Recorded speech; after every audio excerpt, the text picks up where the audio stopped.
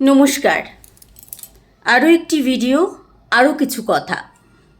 আজকে যে বিষয়টি নিয়ে কথা বলবো সে বিষয়টি হচ্ছে আপনারা বলতে পারেন নেহাতি তুচ্ছ কিছু মানুষের বিষয় নিয়ে কথা, কিন্তু এই তুচ্ছ মানুষগুলোর জন্যই আমরা বলা যায় অনেকটা সুস্থ সবল আছি। এই সুস্থ মানুষগুলো আছে বলেই আমাদের অনেকটা চিন্তামুক্ত থাকতে হয়। এবার এই সুস্থ সবল থাকার পেছনে যে মানুষগুলো রয়েছেন তারা হয়েছেন সাফাই কর্মী। সাফাই কর্মীরা, এটা এমসির সাফাই কর্মীরা হোক, আমাদের চারপাশ পরিষ্কার করে, কিংবা কোনো হাসপাতালের সাফাই কর্মী বা সুইপার যারা হয়, যারা আমাদের মল মূত্র বর্জ্য সব কিছু পরিষ্কার করে। একটা ছোট্ট বাচ্চা জন্ম হওয়ার পর তার প্রত্যেকটা কাপড়কে সেখানে মল মূত্র যাই হোক সব কিছু তারা পরিষ্কার করে। আমরা কিন্তু তাদের ভরসায় রেখে রোগীদের বাড়ি আসতে পারি। সেই কর্মীরা হাসপাতাল চত্বরটাকে, মানে আপনারা দেখবেন হাসপাতালে কিছুক্ষণ পরপর মোছা হচ্ছে। হ্যাঁ, আমরা মানুষ, আমরা নোংরা করি, এটা বলতে কোনো দ্বিধা নেই। আর আমি সহজ কথা সত্যিভাবে বলতেই পছন্দ করি। আমরা হাসপাতালে যাই, আমরা যখন দেখি কোনো সুইপার সোয়াইপ করছে বা কোনো সাফাই কর্মী পরিষ্কার করছে, আমরা তার উপর দিয়েই হেঁটে যাই। আমরা সেখানেই পানির পিক ফেলি, আমরা সেখানেই আমাদের কোনো না কোনো বর্জ্য ফেলে দিই, কারণ তারা তো পরিষ্কার করবেই। আর তারা মুখ বুজে করেও যায়। মাঝে মধ্যে কয়েকজন একটু খিটখিটে হয়ে যায়, এটা নিয়েও আমরা আবার প্রশ্ন তুলি, তারা কত খিটখিটে।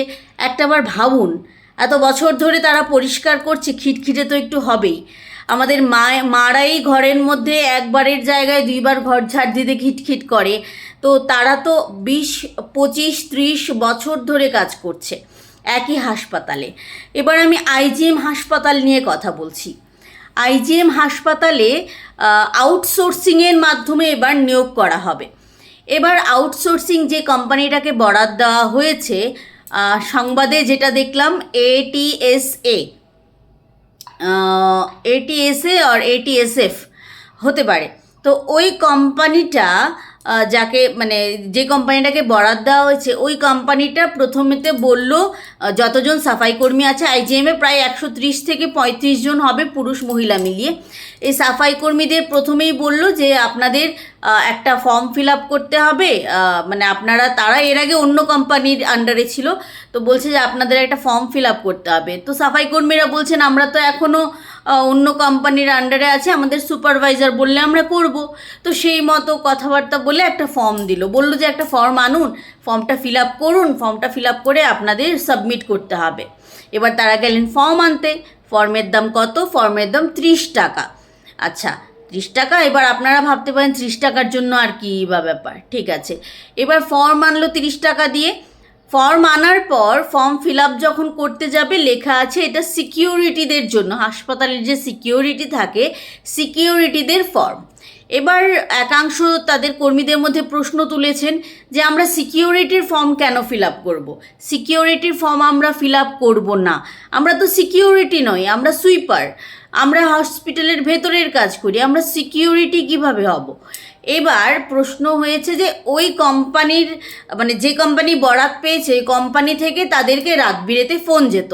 মহিলাদের অভিযোগ, কারোর কাছে রাত 10টায়, কারোর কাছে রাত 11টায় ফোন যেত যে আপনারা 590 টাকা নিয়ে আসুন, রেজিস্ট্রেশন করতে হবে।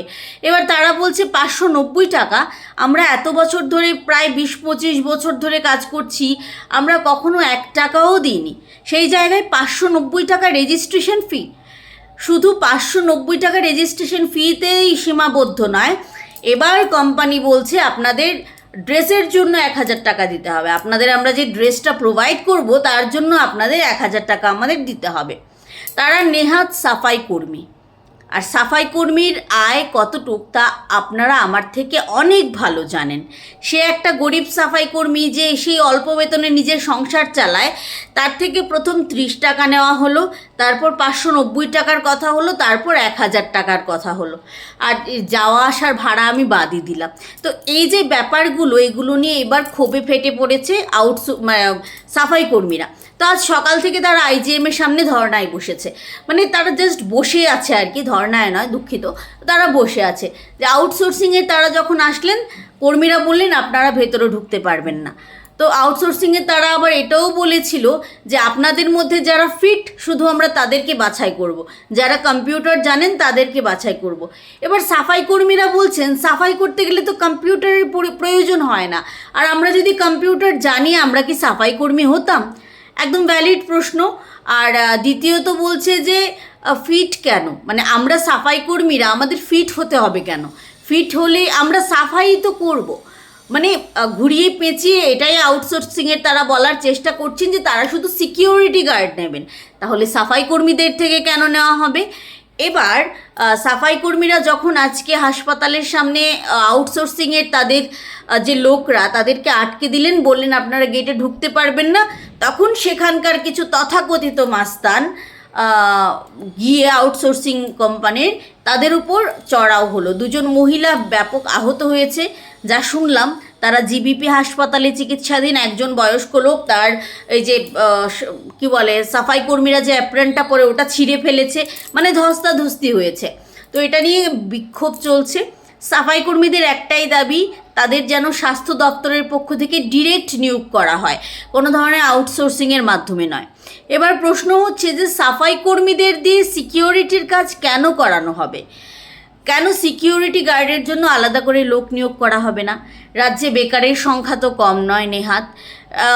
এরকম অনেক মানুষ আছেন যারা বেকার, হয়তো বা কোয়ালিফিকেশন ততটা বেশি নেই, কিন্তু তারা সিকিউরিটি গার্ডের পরীক্ষায় উতরে যাবে। তাদেরকে কেন আপনারা নিয়োগ করছেন না? আর সাফাই কর্মীদের যদি আপনারা সিকিউরিটি গার্ডের জন্য নিয়ে যান আর যদি বলেন বাকিদের আপনারা ছাঁটাই করে দেবেন, তাহলে হাসপাতালটা চলবে কিভাবে? হাসপাতালটা একটা আস্ত কুড়ে, একটা ডাস্টবিনে পরিণত হবে।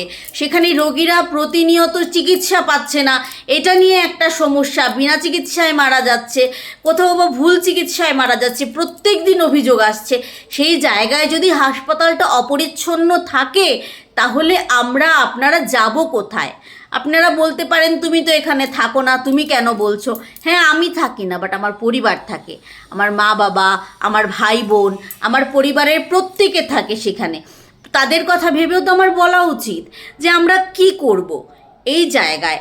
আর এই যে আউটসোর্সিং, আপনারা আপনাদের মতো কাজ করুন না, কেন সাফাই কর্মীদের পেটে লাথি মারছেন আপনারা? প্রশ্ন কিন্তু এটাই উঠছে, এবং এই প্রশ্নটা আমার নিজের প্রশ্ন নয়, এই প্রশ্নটা সাফাই কর্মীদেরও প্রশ্ন যে আমাদের পেটে কেন আপনারা লাথি মারছেন? আপনাদের যদি লোক নিয়োগ করতে হয় আপনারা নিজেরা লোক নিয়োগ করুন না, সেখানে আপনাদের কে বাধা দিয়েছে? আগে আমাদের নিয়োগ করুন, আগে আমরা সাফাই কর্মীরা আমাদের কাজটা নিশ্চিত করুন, তারপর আপনারা 1000, 100, 200 যা খুশি লোক নেন, আমাদের তো কিছু বলার নেই। এই ছোট্ট বিষয়টা, ছোট্ট দাবিটাই কিন্তু সাফাই কর্মীরা রেখেছেন। এবার যারা আপনারা এই ভিডিওটা দেখছেন, আপনারাই ভেবে নিন যে এই মুহূর্তে দাঁড়িয়ে কি করা উচিত, কাদের পক্ষে দাঁড়ানো উচিত, আউটসোর্সিংয়ে নাকি সাফাই কর্মীদের? কারণ এই সাফাই কর্মীদের ওপরে ডিপেন্ড করছে হাসপাতালের যতটুকু পরিষেবা আমরা পাই সরকারি হাসপাতালের, তার মধ্যে পরিষ্কার পরিচ্ছন্নের পরিষেবাটা কিন্তু তাদের উপরেই ডিপেন্ড করছে। আর তাদের পেটে লাথি মারাটা ভালো জিনিস নয়। আপনারা ভিডিওটা যারা দেখছেন আপনারা ভালো থাকবেন, সুস্থ থাকবেন, সাধারণ মানুষের পক্ষে থাকবেন, রাজনৈতিক ধর্ম সব কিছুর ঊর্ধ্বে গিয়ে শুধু সাধারণ মানুষের পক্ষে থাকবেন। নমস্কার।